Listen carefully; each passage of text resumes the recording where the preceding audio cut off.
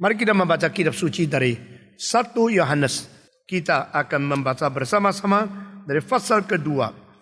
Sekali lagi dari ayat 1 Yohanes pasal kedua.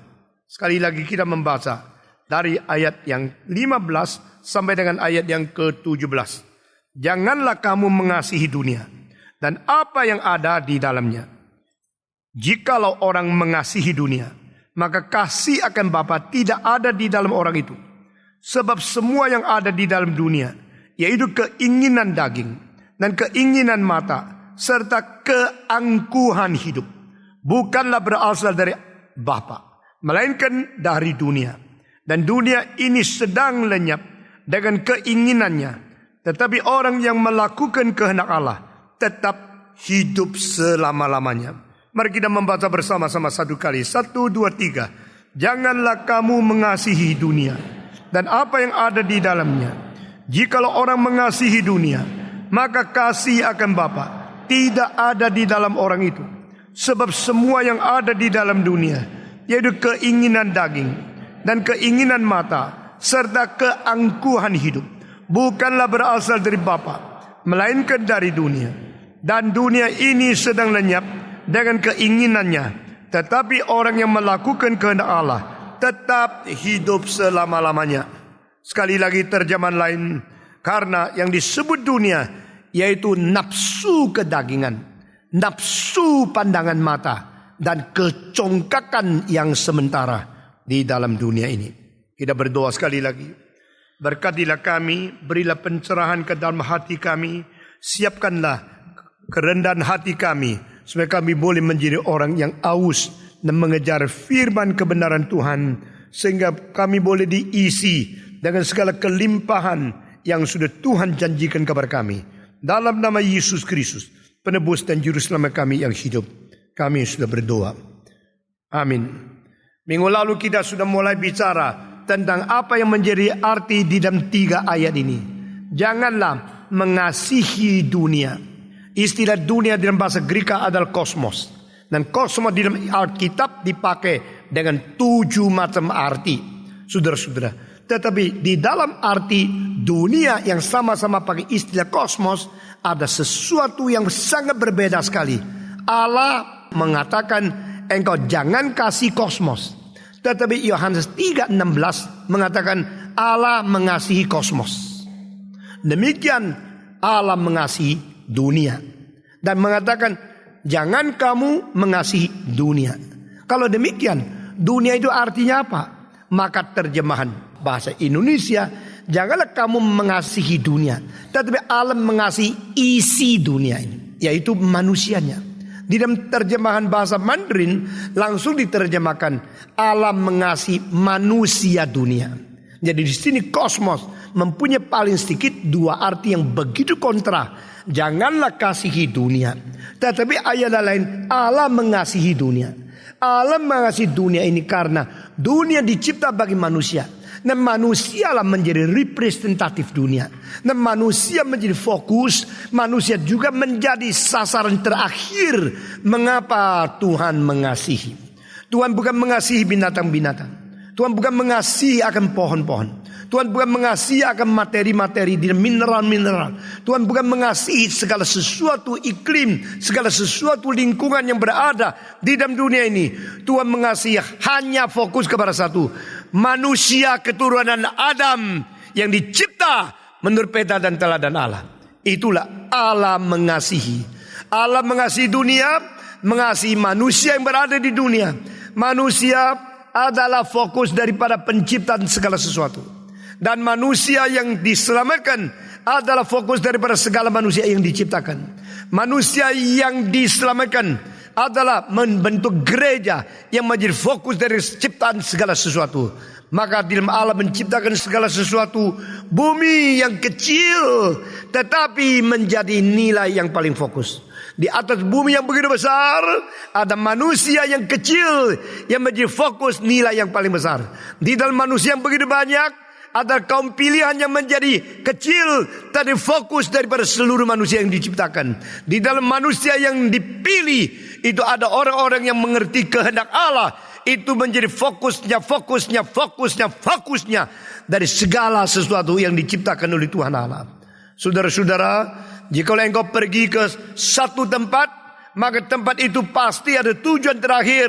Engkau tidak ke konser untuk menikmati karpetnya, bukan? Engkau tidak ke rumah istana untuk menikmati lampunya, bukan? Itu maling. Engkau pergi ke bioskop bukan menikmati akan hanya kursinya, bukan? Engkau menikmati bioskop yang membawa makna untuk menjadi hiburan atau pendidikan bagimu. Engkau pergi ke istana, di situ ada presiden atau raja yang menentukan nasib seluruh bangsa. Itu yang menjadi fokusnya. Engkau pergi ke konser, engkau mendengar musik dari para komponis-komponis yang bernilai, dan di situ membentuk kesenian yang berbentuk suara di dalam hidupmu. Itu menjadi fokus dari para sasarannya. Dengan demikian Allah menciptakan segala sesuatu, fokusnya itu adalah bumi. Bumi ini diciptakan, fokusnya adalah manusia. Manusia yang diciptakan, fokusnya adalah kaum pilihan. Kaum pilihan yang diciptakan, fokusnya adalah orang-orang yang mengerti kehendak Allah. Dan ini ayatnya. Itu sebab jangan mengasihi dunia. Ayat 15. Ayat 17. Karena barang siapa yang melakukan kehendak Allah, tetap ada hidup selama-lamanya. Sedangkan dunia akan binasa beserta segala nafsu yang berada di dalamnya. Yang demikian kita selesai jelas. Saya kira ayat-ayat dari Alkitab kelihatan begitu gampang, tapi mempunyai arti yang begitu indah, yang begitu fokus. Dan orang reform yang menurunkan semangat faithful to the Bible. Kesetiaan hanya kepada Alkitab. Sola gratia. Yang mau setia kepada Alkitab, setia apanya? Engkau bilang saya mau setia kepada suami, tapi apa yang diinginkan oleh suami engkau tidak ngerti. Engkau tahunya ribut saja. Engkau belum mengerti. Engkau tak mungkin setia. Yang disebut setia bukan setia seks saja. Setia sampai mengerti apa yang akan dilakukan yang bernilai sungguh-sungguh. Dan engkau sehati. Sudah demikian juga. Aku mengenal Tuhan. Aku tahu ada Tuhan. Tuhan mau engkau mengerti sampai inti dari isi hatinya yang diwahyukan dalam kitab. Nah, engkau melakukan kehendaknya. Setia itu baru berarti. Saudara-saudara, orang reform yang mau setia kepada Alkitab, mari kita mengerti prinsip-prinsip seperti ini. Apakah yang menjadi tujuan terakhir Tuhan mencipta? Apa yang menjadi pusat dari penciptaan? Fokus sampai fokus terakhir, yaitu kehendak Allah yang kekal. Puji Tuhan. Pada waktu pikiranmu yang seperti anak terhilang, sudah berkeliaran di sini sana, akhirnya pulang kembali bersatu dengan kebenaran. Itu namanya iman. The return of the prodigal reason to be faithful to the illuminated and the revealed truth from God. That is called faith. Jadi iman adalah kembalinya rasio kepada kebenaran. Iman adalah kembalinya emosi kepada kasih yang suci dari Allah. Iman adalah kembalinya kebebasan yang liar kembali untuk menjalankan kehendak Allah. Nah, ini namanya iman. Faith is a return. Faith is not only a surpass or transcends. Faith is not bukan hanya sesuatu pertambahan atau satu extension, but return to the truth. Return to the holy emotion of God. Return to the eternal will of God. Itu seluruh manusia, rasio, emosi, kehendak kembali sinkron dengan pikiran, dengan emosi, dengan rencana Allah. Sinkronisasi ini itu namanya iman. Iman bukan aku percaya Tuhan pasti sembuhkan saya. Percaya sekarang sembuhkan. Kalau tidak sembuhkan saya tidak percaya. Setan pun percaya Allah itu esa. Setan pun percaya monoteisme. Tapi setan sambil percaya sambil gentar. Tidak ada anugerah, tidak ada kebenaran. Tidak diwahyukan kebenaran. Tidak diberikan janji kepada dia. Sehingga kita berbeda dengan semua roh jahat. Dan beda dengan semua roh yang tidak diselamatkan, yaitu setan. Kita mempunyai kepercayaan yang berfokus kepada pimpinan Tuhan. Dan kita kembali kepada dia. Kembali dengan iman, Di mana pikiran sinkron dan takluk kepada kebenaran. Di mana emosi kita sinkron dan takluk kepada holy love of God.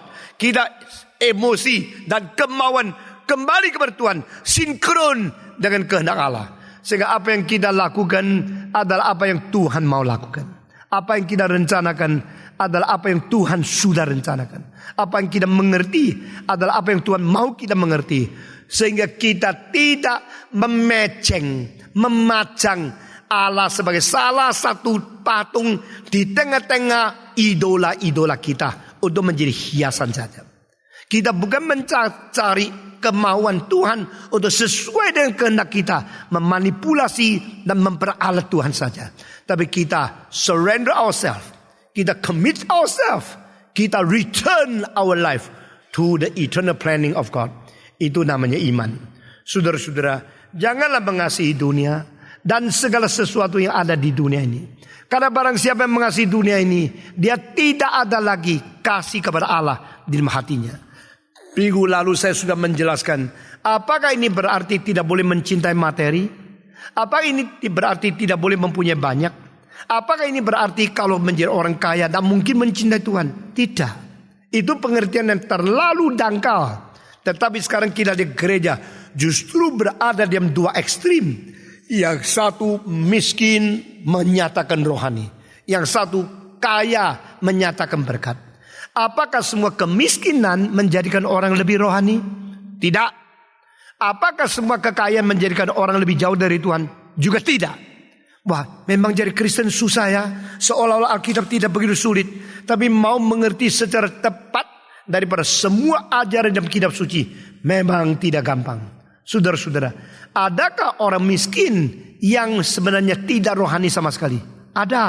Alkitab mengatakan, aku tidak pernah melihat keturunan orang benar itu menjadi pengemis. Nah, ini kalimat daripada kitab Perjanjian Lama. Ini membuktikan bahwa orang yang betul-betul takut kepada Tuhan, orang yang betul-betul benar, ada berkat yang diturun kepada anak-anaknya sehingga dia tidak terlalu miskin. Tapi Alkitab juga mengatakan seorang pengemis yang namanya Lazarus, dia akhirnya masuk ke dalam surga. Sedangkan orang kaya itu masuk ke dalam neraka. Dan di sini sekali lagi, yang miskin namanya Lazarus, yang kaya namanya tidak tahu, betul nggak? Hah? Jadi orang kaya selalu tidak diingat, termasuk Tuhan juga tidak mau ingat namanya. Ya kan? Yang miskin namanya Lazarus, yang kaya Mbosyopoi. Tidak tahu siapa itu, tidak ada namanya, dilupa.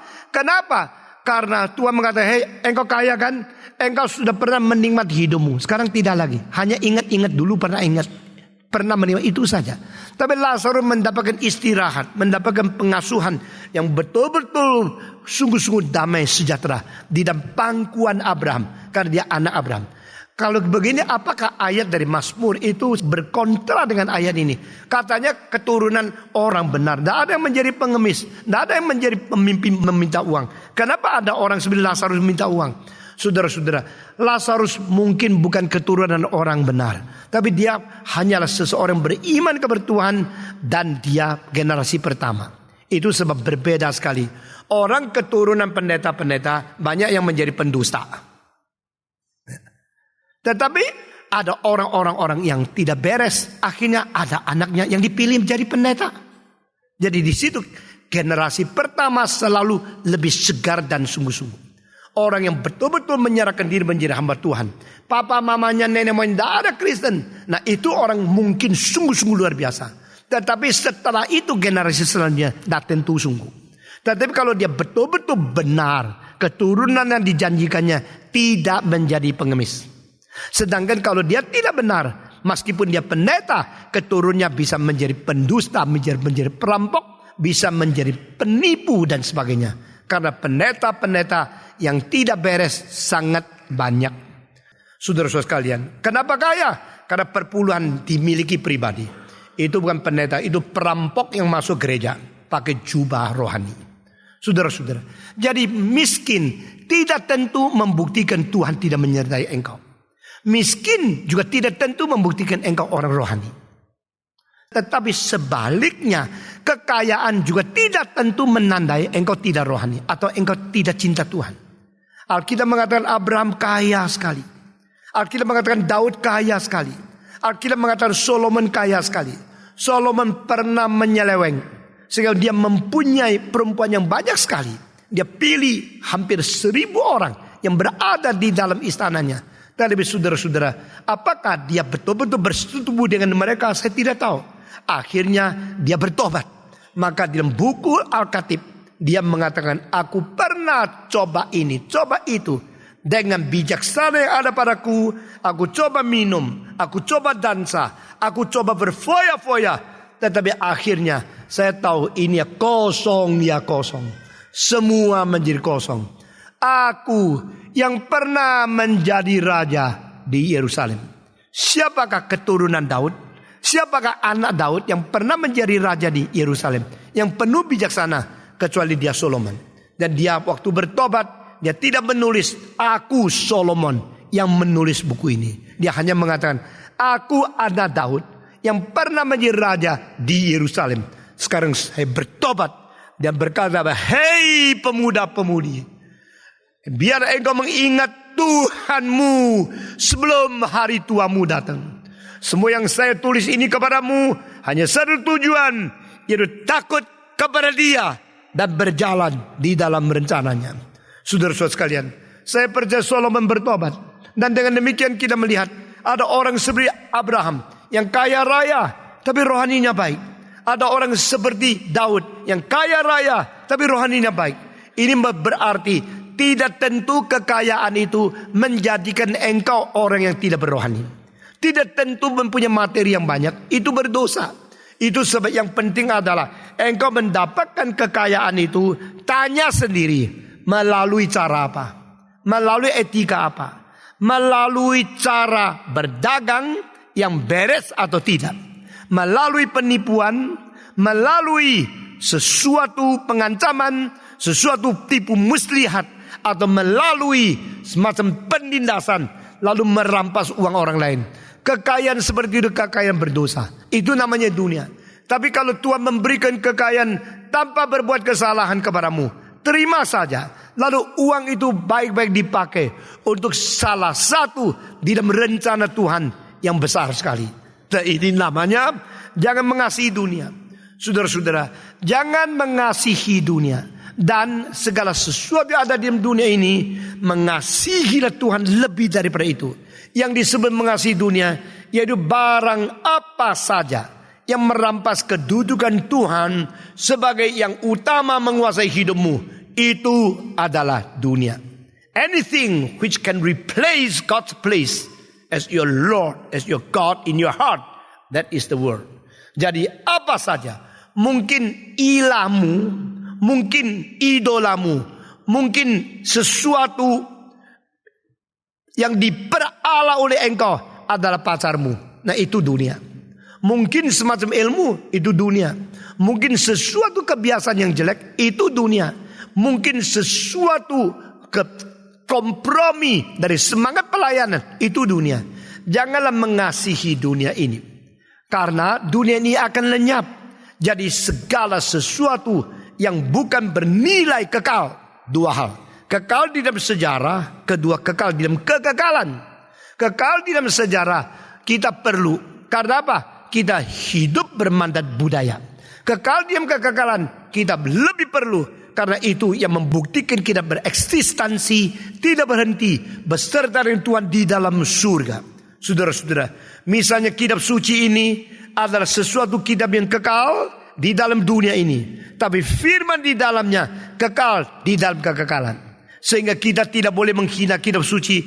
Meskipun berada di dalam dirinya materi ini, kita tetap menyimpan baik-baik. Kita membaca karena melalui sarana kekekalan yang ada di dunia sementara ini mengisi kekekalan di dalam kekekalan yang tidak akan lenyap untuk abadi dan selama-lamanya. Saudara-saudara sekalian, demikian hal-hal yang baik yang tidak bertentangan dengan Alkitab di dalam penghasilan kebudayaan itu bisa kita lestarikan, kita pentingkan sebagai sesuatu pusaka dan kristalisasi daripada bijaksana nenek moyang turun kepada kita. kita menghargai. Itu kekekalan sementara diam sejarah yang tidak mempunyai nilai seperti kekekalan yang kekal. Tetapi dua-dua ini perlu kita lestarikan. Semua biasa yang baik kita pelihara. Semua sopan santun yang baik kita pelihara. Semua kristalisasi bijaksana meskipun bukan Alkitab dibicarakan oleh Socrates, dibicarakan oleh Tagore, dibicarakan oleh Radha Krishnan, dibicarakan oleh Parmenides, dibicarakan oleh Confucius, dibicarakan oleh Mencius. Meskipun mereka bukan kitab suci, tapi mempunyai nilai budaya dan nilai yang bersifat kekal di dalam sementara sejarah ini. Sehingga kita mesti menerimanya sebagai satu penerimaan dari mandat budaya. Nah, saudara-saudara sekalian, dengan demikian kita jelas why we are here. What should I do? What should I know? What should I love? Janganlah mengasihi dunia. Dan di sini Yohanes memberikan 3 wilayah dari apa yang artinya dunia di dalam 1 Yohanes. Pertama, keinginan kedagingan. Kedua, keinginan daripada mata. Dan ketiga, keangkuhan yang sementara. Nah, ini adalah 3 hal, yaitu keinginan daging, keinginan mata, keangkuhan hidup. Saya akan menguraikan 3 kategori ini. Apa yang disebut di sini keinginan daging, yaitu nafsu daripada kedagingan. Nafsu kedagingan ini adalah sesuatu yang melampaui keterbatasan materi, meskipun di dalam materi. Nah, saudara-saudara, jikalau engkau mempunyai keinginan seks yang lebih daripada sesuatu pernikahan yang sah, nah itu dunia. Kelebihan seks daripada kebutuhan sebagai fungsi keluarga di dalam ikatan suami istri yang resmi, itu adalah dunia. Saudara-saudara, mengapa engkau tidak tunggu sampai hari pernikahan baru naik tempat tidur? Ini kelebihan. Mengapa engkau pergi mencari pelacur jika engkau sudah mempunyai istri? Ini kelebihan. Mengapa engkau sudah menikah masih lirik-lirik perempuan yang cantik dan ingin berbicara, ingin mendekati, dan kalau mungkin bersetubuh dengan dia? Ini dunia. Nah, semua keinginan daging, yaitu nafsu kedagingan, nafsu yang lebih-lebih, itu adalah dunia. Saudara-saudara, demikian juga makan yang terlalu banyak, makan harus terlalu enak, makan harus mahal-mahal. Itu keinginan daging versi yang kedua. Saudara-saudara, sebenarnya saintis, ilmuwan berkata kepada kita, yang perlu kita makan tidak terlalu banyak, tapi kita sudah makan kebanyakan. Jadi banyak orang ya sudah suka makan, akhirnya gemuk. Sudah gemuk, suka cantik, mesti diet lagi. Sudah diet menyiksa diri, lalu ada kesempatan makan lagi. Akhirnya naik loteng 1 lantai, nggak mau pakai lift. 1 lantai nggak mau. Sampai sudah pakai lift, sampai liftnya tidak kuat angkat lagi, baru dia membuang dagingnya. Nah, kalau daging yang kelebihan, itu adalah koper yang tidak bisa ditaruh. Nah, ngerti? Kalau bawa koper banyak ya, aduh terlalu berat, bisa ditaruh. Tapi kalau daging kebanyakan, itu namanya koper yang tidak bisa ditaruh. Nah, saya kadang-kadang di airport lihat ada orang 200 kilo. Lalu waktu saya turunkan koper saya rasa aduh ringan sedikit. Terus saya lihat dia tidak bisa karena kopernya nempel. Koper nempel di tubuhnya, tidak bisa diturunkan terus sampai tidur pun bawa koper. Nah, itu kasihan sekali. Karena apa? Bukan tidak tentu semua orang gemuk makan terlalu banyak ya. Ada orang minum air pun bisa gemuk kok. Tidak tentu orang yang kurus tidak makan. Ada orang kurus makannya banyak sekali. Tapi karena makan banyak, keluar banyak, akhirnya kelihatan tetap sedikit. Begitu saja. Oke, sekarang saya kembalikan ya. Orang kalau keinginan makan lebih daripada seharusnya, itu disebut dosa. Di dalam medieval, yaitu abad pertengahan, ada 7 macam dosa yang membawa kematian. Nah, itu saya kira tafsiran tidak terlalu akidabiah. Tapi karena pernah mempengaruhi seluruh abad pertengahan, kira-kira 1000 tahun. Dari abad ke-6 sampai abad ke-15 itu sebelum reformasi. Maka abad pertengahan itu dipengaruhi oleh ajaran-ajaran yang tidak terlalu aktiabiah, tapi mempunyai mandat budaya yang tinggi. Salah satu adalah tamak, rakus, terlalu ingin makan yang baik. Sama dari pikir makan aja. Saudara-saudara, kalau engkau melihat seorang makan, cara makan, you sudah tahu rohani dia sampai di mana. Engkau lihat dia keinginan makan sampai di mana, engkau tahu dia punya tujuan hidup sampai di mana. Waktu saya masih sekolah teologi, ada seorang di dalam kelas saya sendiri. Dan saya pernah sekamar sama dia. Saya umur 20, dia umur 40. Dia sudah 10 anak baru menyerahkan diri menjadi hamba Tuhan. Kebiasaan jeleknya dia adalah egois sekali pada waktu makan. Jadi sama-sama duduk di meja makan. Sebelum makan doa. Sudah doa mulai makan. Sebelum makan doa. Sebelum doa mata dia lirik terus. Lihat matanya sudah bisa gila kan. Dia lihat apa? Ayam yang paling besar mana? Daging yang paling gede yang mana? Jadi semua berdoa dalam nama Yesus. Amin. Tok! Langsung ambil. Ayam paling besar. Dan jangan kira mata orang lain semua buta. Semua orang juga kepingin yang gede. Ya. Dan tapi manusia ada kesopanan. Jadi banyak orang itu waktu mau dalam nama Yesus amin. Ya. Sudah habis. Yang gede sudah diambil. Karena koki yang adil tidak ada di dunia. Jadi waktu koki potong daging ada yang gede ada yang kecil. Selalu begitu kan. Tapi selalu yang gede diambil dia. Jadi meja itu bersungut sama Tuhan. Kenapa atur saya di meja ini? Ada seorang imperialis yang di sini. Sehingga saya tidak pernah kebagian yang gede-gede. Nah satu kali, saudara-saudara, waktu makan, belum makan berdoa. Dalam nama Yesus amin, ada seorang lain sengaja. Sebelum amin baru dalam nama Yesus sudah diambil ludak yang besar. Nah itu berdosa double ya. Doa pun dikorting, saudara-saudara. Maka dalam nama Yesus amin, pek! Waktu dia mau ambil, sudah tidak ada paling besar. Dia tidak rasa sungkan loh. Kalau saya akan rasa aduh ketahuan loh. Kalau saya ingin besar sekarang sudah ada orang. Dia mengatakan, kenapa lu ambil yang paling besar? Kenapa belum amin dulu ambil? Tidak boleh ya.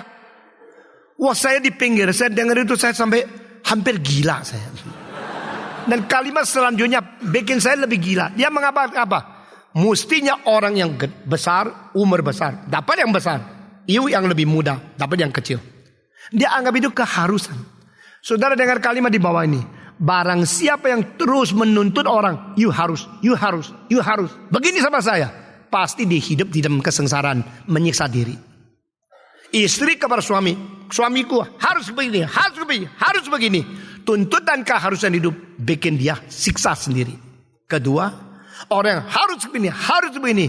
Orang yang kecil, karena dia tidak tuntut diri harus bagaimana, tuntut orang lain harus mana. Itu tidak seimbang, itu tidak beres. Kongfucu mengatakan orang gentleman tuntut dari diri lebih banyak dari orang lain. Orang kecil tuntut dari orang lain lebih banyak daripada menuntut diri. Dengan dua kalimat dari Kongfucu ini aja, coba engkau menilai dirimu. Are you a gentleman? A gentleman is the man from himself more than from others. Saudara-saudara sekalian. Dan orang ini yang makan ayam paling besar, saudara-saudara, selama bertahun-tahun dia sekolah teologi, menjadi ejekan dan tertawan teman-teman yang lain. Lalu kita mulai pikir kalau dia sudah lulus 40 lebih, mestinya dihormati karena umur sudah besar. Tetapi dengan sifat ingin makan yang rakus seperti ini, sampai di gereja mungkin dihormati sama majelis atau tidak? Question mark. Orang-orang tertentu mulai menjadi question mark kepada dia. Satu kali Dr. Andrew G datang, sini, panggil dia. Saya lihat you begitu gede, jalannya kayak gini, tak mirip hamba Tuhan. Orang lain ngomong dia tidak dengar. Andrew G ngomong itu rektor, itu Dr. Andrew G. Dia kaget. Kalau gini buat mirip hamba Tuhan. Terus dia mulai hari itu makan tidak banyak, ambil ayam kecil. Itu pertama kali, tapi bukan bertobat. Jangan kira ada perubahan itu bertobat. Itu hanya penyesuaian karena tidak disenangi oleh orang lain. Maka waktu dia ambil ayam kecil, Atau dia tidak makan 1 kali 1 minggu. Wah, dia rasa susah sekali. Wah, yang biasa makan banyak, biasa ambil paling besar. Sekarang sengaja diet supaya modelnya kurus sedikit seperti hamba Tuhan. Sampai 10 hari dia tidak tahan ngomong 1 kalimat. Alkitab juga tidak bilang hamba Tuhan mesti mirip apa. Gua kok ditipu sama Andrew G. Tidak mirip hamba Tuhan. Mulai hari itu ambil lagi ayam yang besar. Saudara-saudara, kita seharusnya menghormati dia. Karena dia lebih tua 20 tahun. Dia sudah ada anak 10 datang menjadi hamba Tuhan. Mau belajar teologi. Kita mestinya menghormati dia. Tapi mau hormat tidak bisa. Dari sedalam-dalam hati itu melihat inilah beres. Kita menghina dia. Menghina tak berani ngomong. Akhirnya setelah dia lulus. Dimasukkan ke satu gereja. Diterima, dihormati sementara. Di dalam 3 tahun. Out. Karena apa? Dihina. Dia membawa diri untuk dihina kemana-mana. Karena apa? Karena suka makan. Dan rakus makan. Egois makan. Dan makan tidak peduli orang lain juga perlu makan. Ini keinginan daging. Satu lagi pendeta di Surabaya. Meninggalnya murtad. Dia mempunyai bakat luar biasa. Kalau khotbah pakai itu Greka, pakai Ibrani. Saya waktu umur 10 sampai umur 17 sering dengar khotbah dia. Di antara pendeta-pendeta yang banyak, dia termasuk salah satu yang paling menarik khotbahnya. Tapi akhirnya dia gagal menjadi pendeta karena suka makan. Setiap Sabtu harus ke restoran yang paling mahal. Setiap minggu harus masuk restoran yang paling mahal. Habis khotbah dia undang majelis-majelis yang kaya. Suruh mereka bayar makan yang paling mahal. Nah giliran majelis-majelis yang kaya bawa dia pergi sini ke mana. Dia punya gaji tidak cukup untuk bayar beberapa kali makan sebagai pendeta. Saudara, ini fakta. Istrinya ditaruh di rumah. Ya, anak-anak ditinggalkan. Dia mesti cari makan yang paling mahal, yang paling mewah. Dan lambat laun dia menganggap menjadi hamba Tuhan. Uang tidak cukup, terlalu sedikit. Tidak rela lagi menjadi hamba Tuhan. Coba cari agama lain. Dia pernah menulis satu buku namanya Parakletos. Doktrin Roh Kudus. Tapi akhirnya dia menjadi seorang yang bertapa di Gunung Kawi. Bertapa di Borobudur. Bertapa di gunung-gunung di Jawa Tengah. Dan akhirnya mati di atas gunung dan dibawa mayatnya turun. Dari mulainya tidak puas dan mengikuti, melampiaskan nafsu perut. Saudara-saudara, janganlah mengasihi dunia. Mengasihi dunia ada 3 hal yang menjadi yang paling dasar. Seks, makanan, dan juga keuangan. Begitu banyak orang jatuh di dalam keuangan. Begitu banyak orang jatuh di dalam seks. Begitu banyak jatuh di dalam makanan. Untuk melayani alat kelamin. Melayani mulut. Melayani perut. Melayani akan tubuh yang jasmania ini saja. Janganlah kasih mengasihi dunia ini. Janganlah kamu mengasihi ingin kedagingan. Daging itu 2 hal yang memuaskan dia. Pertama, seks. Kedua, makanan. Dan peribahasa Tionghoa kuno mengatakan sing ye. Food and sex are both the most basic nature of life. Binatang dipuaskan dengan makan dan seks. Lalu hidup tidak cari arti. Jikalau manusia juga demikian. Asal saya bisa melampiaskan seks. Bisa melampiaskan keinginan makan. Saya puas. Apa bedanya engkau dengan binatang? Ini pertama. Dan saudara-saudara, untuk mencukupi kedua ini, selalu alat yang ketiga menjadi kejaran kita, yaitu uang. Anak kecil tidak ngerti uang. Dikasih angpau 100.000 atau 1 juta, dia tidak bisa bedakan. Angpau, kalau dikasih yang 1.000 rupiah, 100, dia kira lebih besar daripada yang 1 juta, 1 lembar cek. Karena anak kecil tidak ngerti. Sejak dia menjadi dewasa, mulai mengetahui uang, mulai menjadi salah satu sasaran yang paling penting dia mengejar.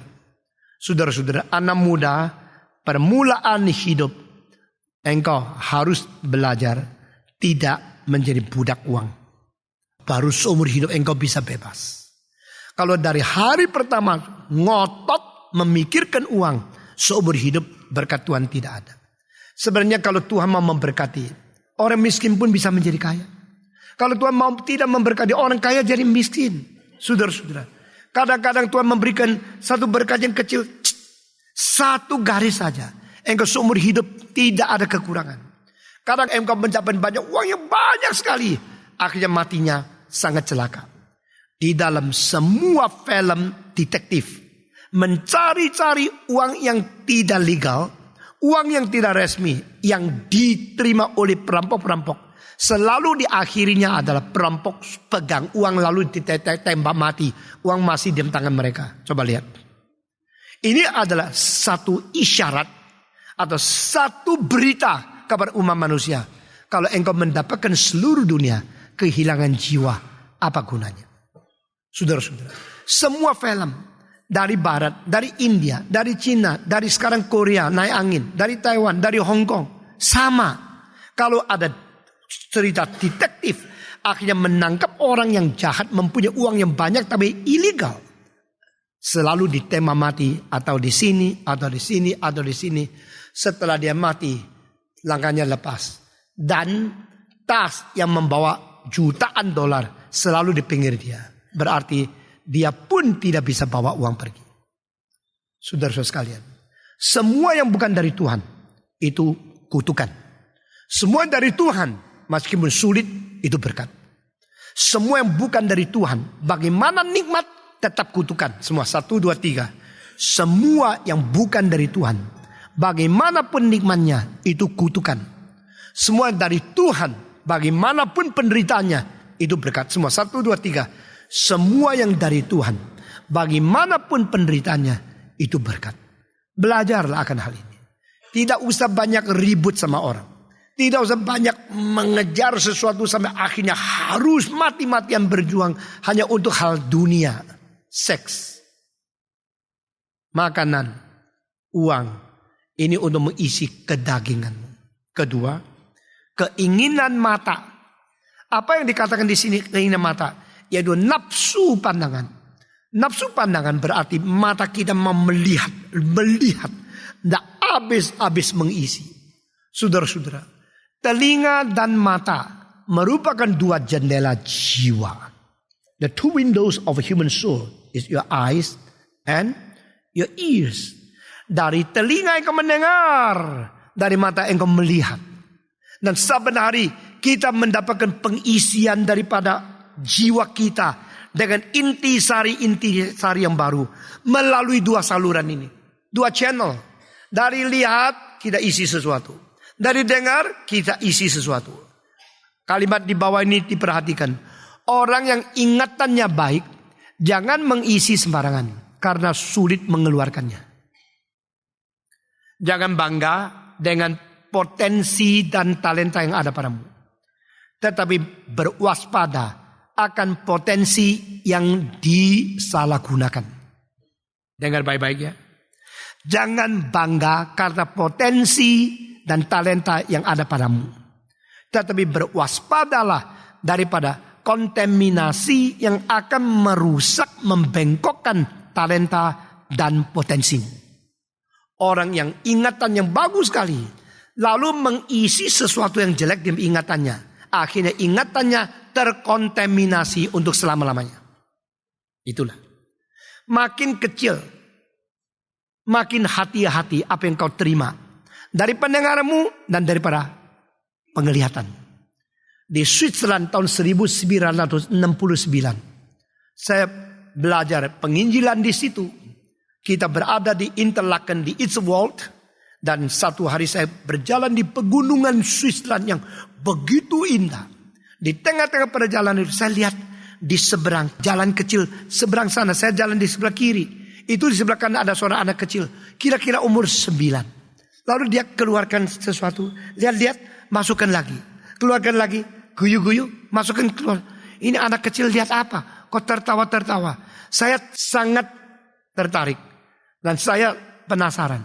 Maka saya pergi menyeberang ke situ karena di atas pegunungan Swiss itu hampir tidak ada mobil. Pagi-pagi jam 6, jam 7 Indah luar biasa. Waktu saya dekat ke dia cepat-cepat masukkan. Lalu saya tidak bisa bahasa Jerman. Saya cuma tanya, may I see what is that? No. Dia bisa bahasa Inggris sedikit. May I see what is that? No.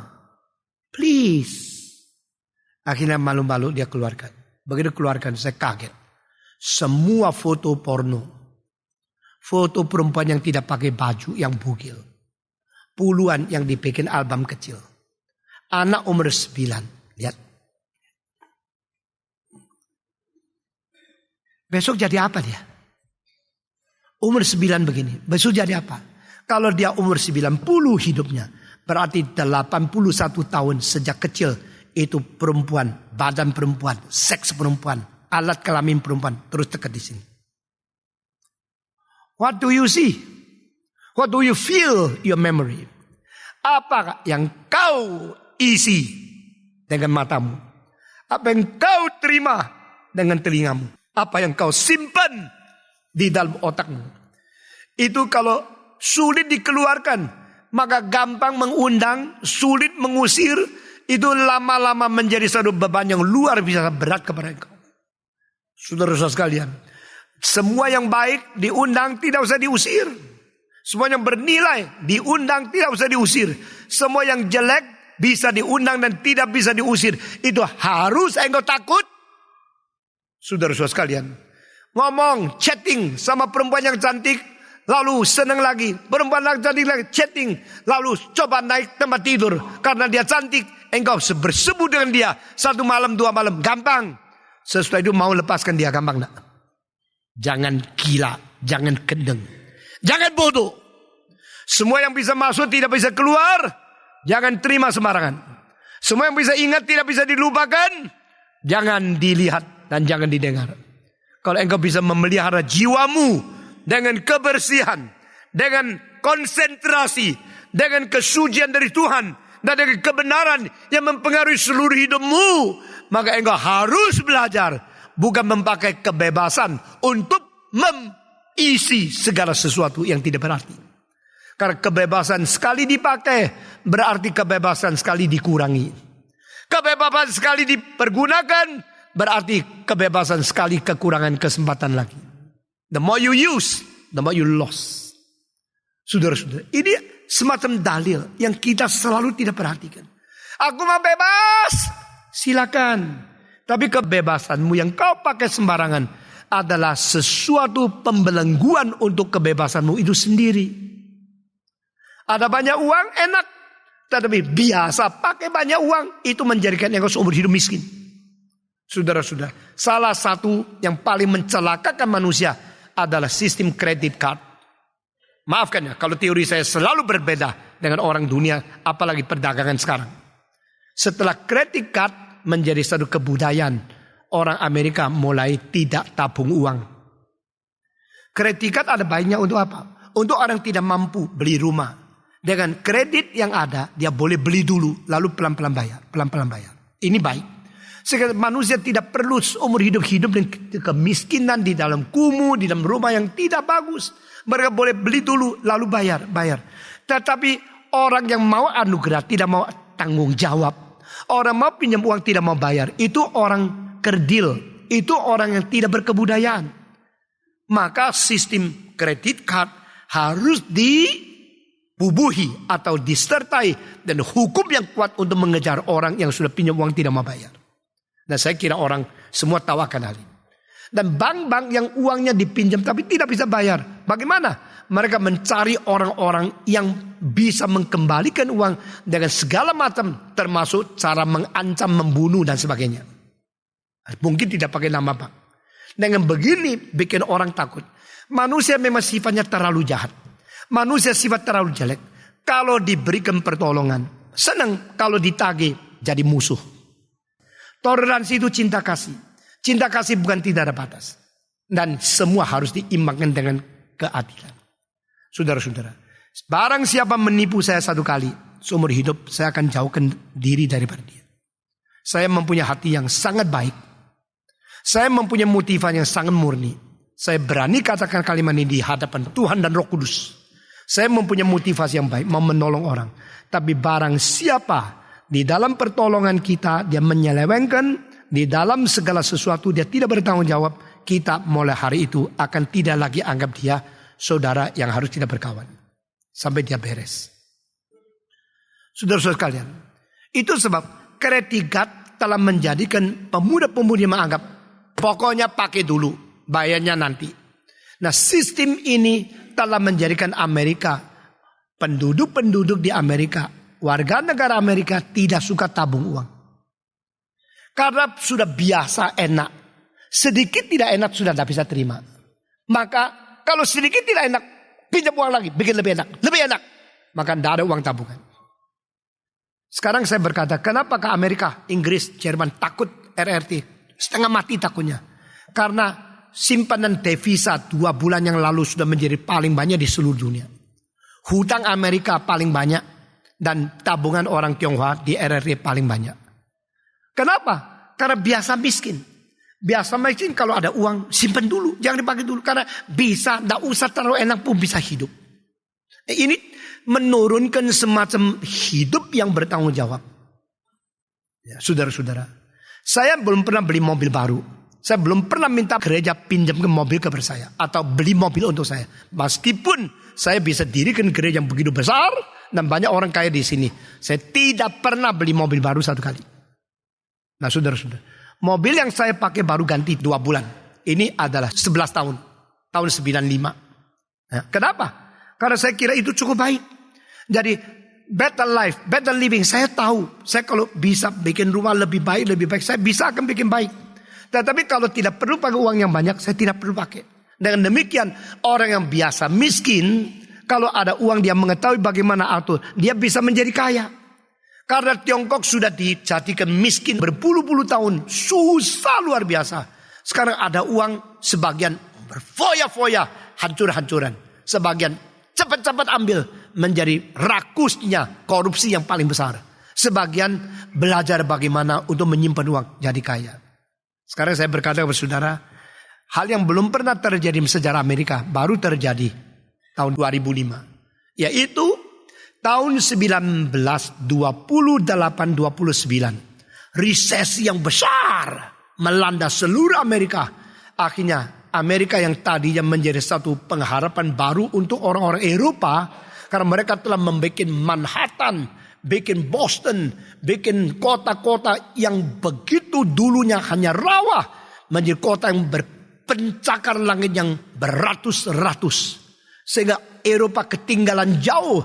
Amerika menjadi lead the world pada permulaan abad ke-20.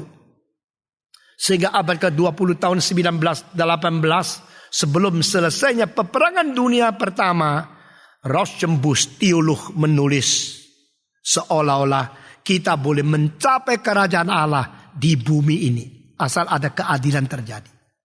Tidak usah tunggu lagi kerajaan Allah datang. Itu terlalu kiasan, terlalu abstrak. Mari kita membangun dunia ini dengan begitu baik. Dan kita boleh memakai keadilan untuk merubah seluruh situasi umat manusia dan nasib orang miskin. Dengan demikian kerajaan Allah itu tiba. Kalau ada keadilan. Tidak usah bertobat. Pertobat itu adalah sesuatu peristiwa pribadi. Sedangkan dosa bukan bersifat pribadi. Dosa bersifat sosial. Maka sosial dirubah. Semua adil. Semua tidak korupsi. Semua beres. Itu sudah kerajaan Allah. Maka itu disebut The Theology of Social Gospel. Yang ditulis oleh Rauschenbusch. Orang ketiga paling pintar dalam sepanjang sejarah Amerika. Ini abad ke-19. Tahun 28-29. Resesi menghancurkan. Sehingga tahun 29 ada 10 raja. Raja besi, raja minyak, raja pertambangan, raja emas, raja dan sebagainya. Mereka kumpul di satu loteng Wall Street untuk membicarakan di dalam resesi bagaimana mengembalikan akan ekonomi Amerika. Termasuk raja mobil dan sebagainya. Tetapi 30 tahun kemudian, tahun 1950 lebih, ada orang menemukan di dalam 10 raja. Raja besi, raja mobil, raja apa, ini raja tenun, raja perdagangan, bank apa. 10 orang ini, 1 bunuh diri, 2 gila, ada 3 orang di penjara. Yang lain baik-baik. Jadi orang kaya tidak tentu akibatnya baik. Orang paling kaya, kalau dia kaya semua datang cari uang. Kalau dia sudah gila, semua tinggalkan dia. Tidak ada yang datang menjenguk dia. Ini dunia. Saudara-saudara. Maka Amerika menentukan dua hal. Di timur bangun Empire State Building. Di barat bangun Golden Gate Bridge. Dua-dua memecahkan rekor. 102 susun. Dulu kalau rumah 5 susun aja topi jatuh. Melihatnya. Ini 102 susun. Kerangkanya bagaimana? Beton. Sudah ditemukan. Kapan bisa selesai? Ini 102 susun. Akhirnya berapa? 2 tahun selesai. Uas. Kalau engkau bilang, ini loh. Ini hotel mulia. 10 bulan selesai. Nothing. Karena ini kecil. Dalamnya Gibson. Itu hotel yang sangat sederhana. Cuma bawahnya kelihatan lobbynya mewah sekali. Saya bukan menghina ya. Saya tahu arsitek sedikit-sedikit lah. Saudara-saudara. Tetapi Empire State Building tidak mungkin dibom oleh ATA. Atau oleh orang-orang teroris. Karena apa? Itu beton semua. Yang bisa dibom jatuh itu adalah World Trade Center. Yang pakai kerangka besi. Karena api langsung hancur. Karena besi perlu 1700 derajat Celcius. Untuk menjadi leleh. Tetapi pada waktu kapal perang itu terbang masuk.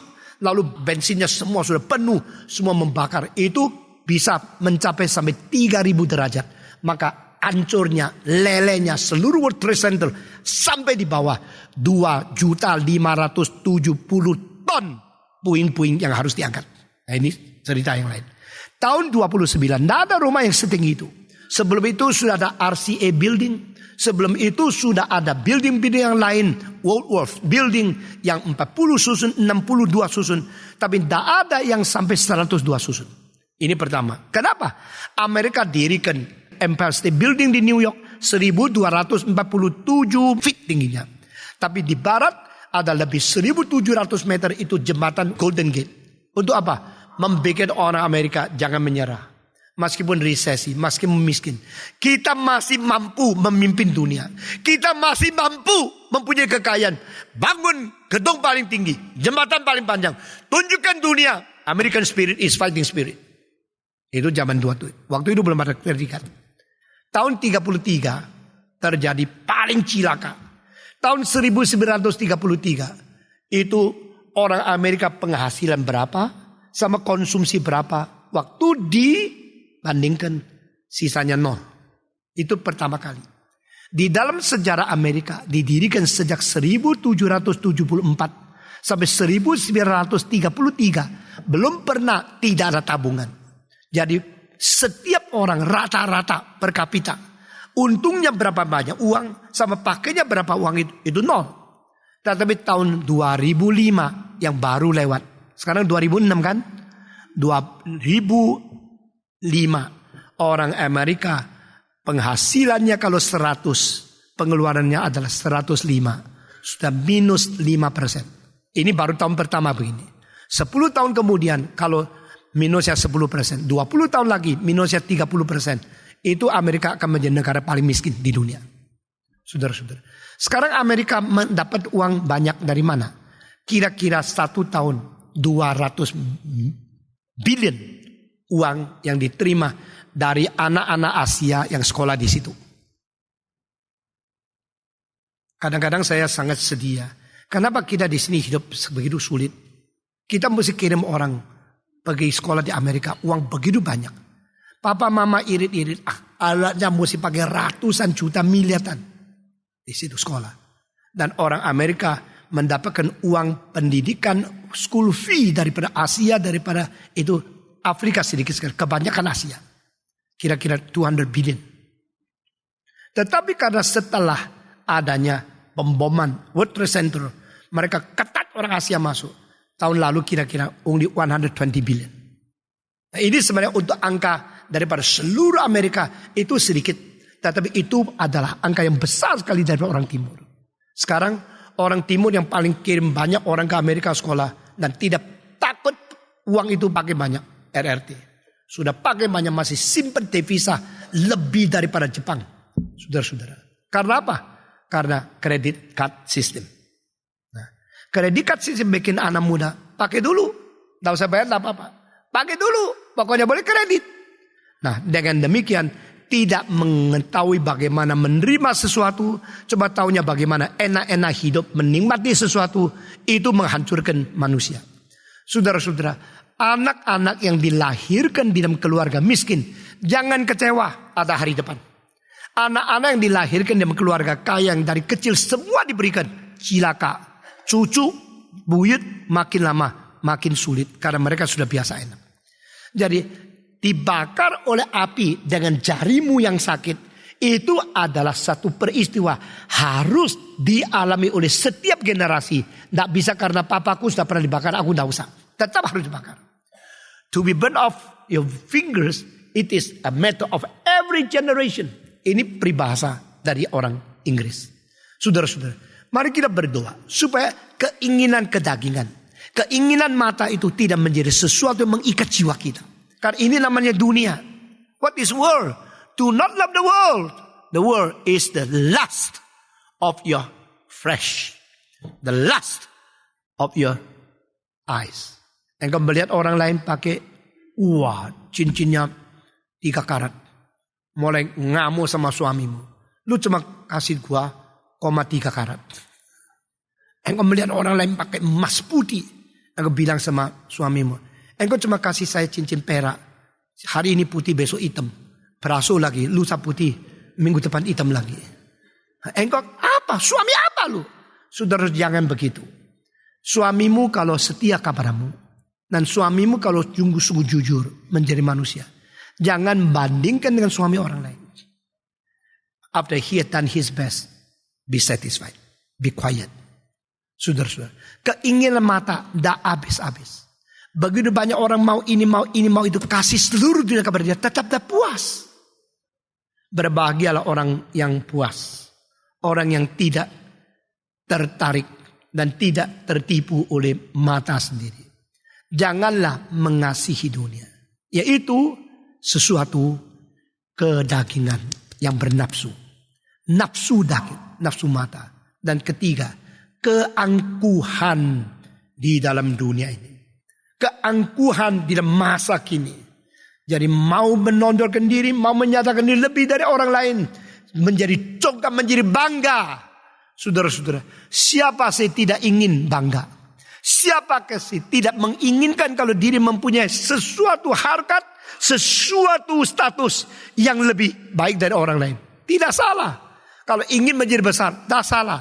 Ingin menjadi kaya, tidak salah. Ingin menjadi lebih ilmu, tidak salah. Ingin lebih hormat, tidak salah. Tetapi keinginan itu harus mempunyai 2 hal. Pertama, motivasi untuk apa? Kedua, metode apa yang dipergunakan. Yesus berkata kepada muridnya 1 hari sebelum dia disalibkan, if you want to be great, you want to be more than others, be first the servant of your brothers. Jika ingin menjadi besar, jadilah hamba orang lain. Jadi di sini Tuhan tidak mengatakan, tidak boleh ya, tidak boleh ya. Nah, kebanyakan ibu mengajar anak, tidak boleh ya, tidak boleh ya. Kenapa? Dia yang khawatir, anak yang disiksa. Anak dekat dapur, tidak boleh ya. Kenapa tidak boleh? Kalau dekat ke dapur bisa kebakar, biar dia bakar sedikit, dia kapok. Sudah kapok kan dia tidak bisa pergi. Daripada engkau terus teriak, tidak boleh ya, tidak boleh ya. Itu rumah penuh dengan tidak bolehisme. Saudara-saudara sekalian, jadi dengan demikian kita melihat dengan jelas, kalau seorang tua mendidik anak, dia selalu dasarkan kekhawatiran diri. Karena saya takut you kebakaran. Karena takut you apa? Takut you akhirnya dibendung sampai akhirnya anak itu tidak pernah memperkembangkan potensi. Saudara-saudara sekalian, kembali ke sini. Keinginan itu boleh ada, ambisi boleh ada. Tapi 2 hal, motivasi untuk apa? Kedua, metode apa? I want to be big, that's okay. I want to be famous, that is okay. You want to be rich, that is okay. You want to be famous, you want to be so ambitious to be great man, that's okay. But be the servant of the first and be sure you're doing for God, not for yourself. Menjadi besar, menjadi kaya, menjadi terkenal, menjadi berkuasa, tak apa-apa. Asal menjadi besar itu untuk Tuhan. Menjadi besar untuk kerajaan Tuhan. Menjadi terkenal untuk Tuhan. Saya akan makin terkenal. Sesudah makin terkenal, Maka demikian orang dengan Stephen Tom berkhotbah, mereka langsung mengatakan ini bisa dipercaya. Itu terkenal untuk mempersiapkan mereka mendengar firman. Tidak salah. Tapi kalau saya terkenal karena saya suka berjudi, saya terkenal karena saya menipu, saya terkenal karena saya berzina, terkenal tidak ada gunanya. Mau menjadi orang terkenal, gampang. Coba bunuh 50 orang, langsung besok Kompas keluar. Engkau terkenal seluruh dunia. Mau menjadi terkenal gampang sekali. Tapi untuk apa? Untuk Tuhan atau untuk dirimu? Untuk diri atau untuk setan? Untuk manusia atau untuk keluargamu? Coba pikirkan. Jadi when you do something, you want to be big, to be famous, to be very powerful. Go on, go ahead. But two things, motivation and methodology. Ini harus perhatikan. Saudara-saudara, jika engkau membanggakan diri, keangkuhan dunia, itu dunia. Tetapi kalau engkau untuk kemuliaan Tuhan, itu bukan dunia. Sama-sama dikerjakan, berbeda sekali. Mengapakah Musa menghitung tentara, seluruhnya berapa, Tuhan memuji. Mengapa Daud menghitung, Tuhan kutuk dia, Tuhan jatuhkan hukuman dia, Tuhan turunkan wabah kepada orang Israel. Sama kan? Loh, kenapa Musa boleh, saya tidak boleh? Musa menghitung tentara, semua berapa, statistik itu sensus semua sudah begini. Tuhan bilang, that's good. Tapi Daud waktu menghitung, Tuhan mengirim setan untuk menjatuhkan hukuman kepada dia. Wabah itu melanda dan kurang sedikit banyak yang lebih banyak yang mati, ratusan ribu mati. Karena apa? Tuhan marah. Loh Tuhan jangan ngamuk dong, gini ngamuk, gitu ngamuk. Kenapa Musa engkau tidak ngamuk? Engkau pilih kasih ya. Engkau matanya berat sebelah ya. Musa hitung boleh, saya hitung tidak boleh. Karena motivasi lain. Musa hitung karena diperintahkan Tuhan. Untuk bersiap bagaimana perang dengan musuh. Daud hitung untuk membanggakan diri. Saya hebat, tentara saya begitu besar. Tuhan bilang setan engkau, saya akan menghukum engkau. Saudara-saudara, mengapakah Nehemia, mengapakah mereka membangunkan bait Allah, bangun Yerusalem? Tidak ada apa-apa. Tapi pada waktu Nebukadnezar berdiri di atas Babylon berkata, bukankah aku Nebukadnezar yang telah membangun kota yang agung ini? Langsung Tuhan hukum dia menjadi seperti sapi. 7 periode makannya rumput, bukan makan sayur bayam. Kenapa? Karena motivasi. Kenapa ada orang berbicara mewakili Tuhan? Demikian Allah berkata. Meskipun mereka disiksa, tetap Tuhan pelihara. Tapi waktu Herodes berbicara seperti Tuhan, langsung Tuhan minta kirim satu ulat untuk malam itu bunuh dia, bikin dia mati. Kecil. Kenapa? Karena motivasi. Jadi anything you do, be sure you should judge your motivation. Karena Allah melihat hati, Allah bukan melihat lahirnya. Jangan lihat orang kaya, ini pasti tidak rohani. Orang miskin pasti dekat dengan Tuhan. Jangan lihat orang yang kaya ini pasti dia beres. Orang kaya itu pasti beres. Manusia lihat luar. Allah melihat sanubari, melihat hati nurani, motivasi dan metode. Dengan cara apa engkau mendapatkan kekayaan? Dengan cara apa engkau mendapatkan kuasa? Dengan cara apa engkau mendapatkan kemuliaan? Dengan cara apa engkau mendapatkan nama yang besar? Cara dan motivasi dua dikoreksi. Kalau tidak, engkau jatuhkan ayat ini. Keinginan daging, keinginan mata, dan kecongkakan masa kini. Kecongkakan dunia ini. Dan jikalau engkau mengasihi 3 hal ini, tak mungkin engkau mengasihi Allah. Karena motivasi itu tidak beres. Tadi kalimat terakhir adalah, bagi mereka yang menjalankan kehendak Allah, itu kekal selama-lamanya adanya. Saya terlalu teringat, saya terlalu terharu dengan seorang bernama C.T. Studd. Yang pada waktu muda dia minta Tuhan, kirim saya pergi mengabar Injil. Lalu dia pergi ke Tiongkok. Waktu dia pergi ke Tiongkok, dan dia memerlukan seorang istri mendampingi dia.